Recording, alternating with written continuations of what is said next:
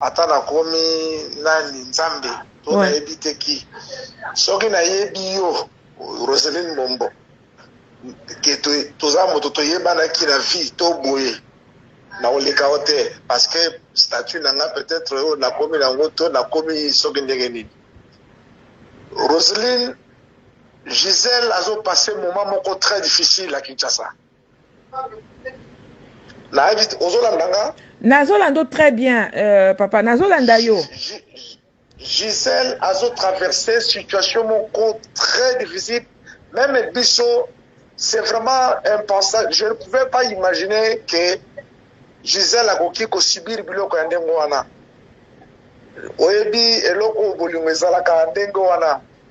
Lutumba simara yebaka ke moto akolinga yo akolinga ete. Ça, nous donnons parfois raison à Lutumba. Il y a des artistes qui sont poètes. Gisèle a linga Félix, la statue au Félix Azalaka Nango. Na moto na ene Azalaka Nango. Azalaki mobali bakutana balinga niti oye baboti mbuma bana babimi. Lelo Gisèle Félix a komi o azali lelo. Tant Félix a commis boye, normalement, ils ont un impact direct dans la vie de Gisèle. Gisèle a dit à Moussala, à Osa Moussala, à on. On parle de temps à commis, à commis. Il y a une mission à commander dans tout ça là. Et comme il y a un moment là, comme il y a un moment, si tu as un Gisèle à Kinshasa, à Kinshasa, à la Nissa, à Tata Bango, comme Mokontiamboka. A commis à s'installer là qui s'assemble bazotanga na pe kuna kotima na classe osa.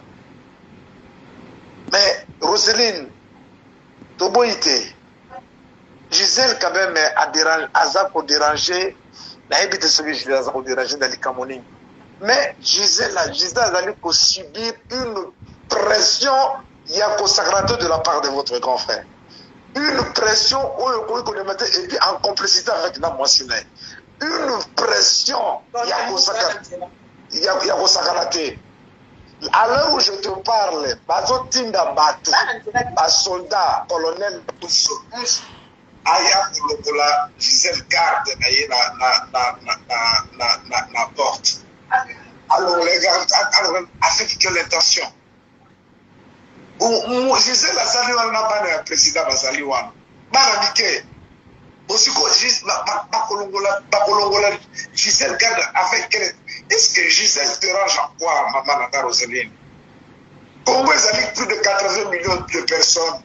Maintenant, tout le monde ils sont là. Donc, quand on pauvre femme, Gisèle de Nazareth, il y a des moutazali à misère à Congo, c'est Gisèle ou comment? Même que Madame a ligné présence à Gisèle dans l'été. Mais si on est là quand même beaucoup à Gisèle. Donc, Gisèle, on fait la sous la Congo, vraiment. Et puis, il y a pas de raison que tu c'est la souffrance totale. Mais est-ce que vous êtes sûr que vous êtes battu sikoyo? À l'heure où je te parle, Batindi, colonel Moko Mousso. Colonel Mousso. Colonel Mousso, la garde. Et c'est pour quel motif d'abord? Pour un motif nini?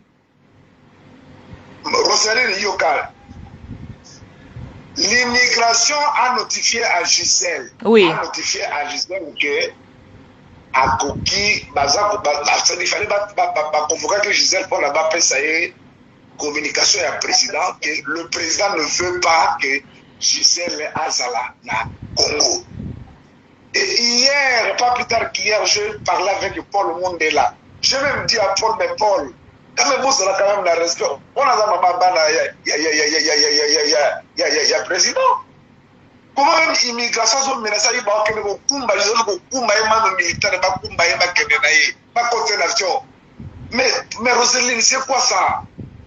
C'est quoi ça? Ah bon? Est-ce que Gisèle a fait Félix Nini? Qu'est-ce que Gisèle a fait à Félix? Mais pour la nini vraiment, vraiment, et comme il a point à boyender, nini, n'a pas comprendre, hein? Ah! Maman, Moukile Salakaboye, comme ça! mokili esalaka boye. Quand même, moi, Roselyne, yo yebingai, oyo, Gisèle m'a dérangé sur un lit d'hôpital Nazar en plein dialyse. Abi ya telema. Papa Bantomela Zali, Azana Mtaoyen Belaïte, Kene Kobundelaye, Kene avec mon cœur, la gueule de son adio, Nazali Noko Yaban. Yo to kutana kilo to fana ngana yo to keto le ngana yo to solo là. Bon, c'est Gisèle vraiment. Gisèle a possibilité ma camone surtout vraiment oh yo tout bon pas. Roselyne a mobile on va la kisasa. Gisèle a saline. Bon. Qu'est-ce que Gisèle a fait?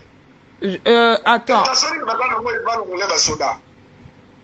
Zela, nani, Alain, pour Nazana Katia Mutuka, alors, ce que je propose, Nazo Komanandaku, et je te relance tout de suite là, poto solo la bien. Naza vraiment, oui que Gisèle Azali, vraiment, Azali en détresse, c'est vraiment, Azali na très, Batunaïni surtout, Balongoli, Bangon, Misala, tout, Bazarana, Gisèle, donc, Batunani, balongoli banani na musala papa. Expliquez-moi bien. Ba service, Gisèle Azana Batunaï, ba service, sous Bazana, ba misala, balongoli, bango tu misala. Maman Rosalie nazo bisayo boy. Soki nyakera simbi mwana wana Gisèle. Maman na Rosalie Ngombo, omoni makila, moi je mourrais na kutalibuso. Soki nyakera go sakana Gisèle a dérangeaka été. Tant Gisèle na yeba ina Félix, nyakero etangi maka. Si nyakero osa toucher ma sœur. Obige général na komi na ndako. Tout de suite là. Akomi na ndako. Zela nazo. Maman Roselyne, oh, nazo bisayo déjà. Soki moi ça na simbi, nyakero abomana ngai. Aboma biso. Abodesime notre famille. Alain, Zela. Alain Pela nazo rappeler yo Zela. Rappelez ngai.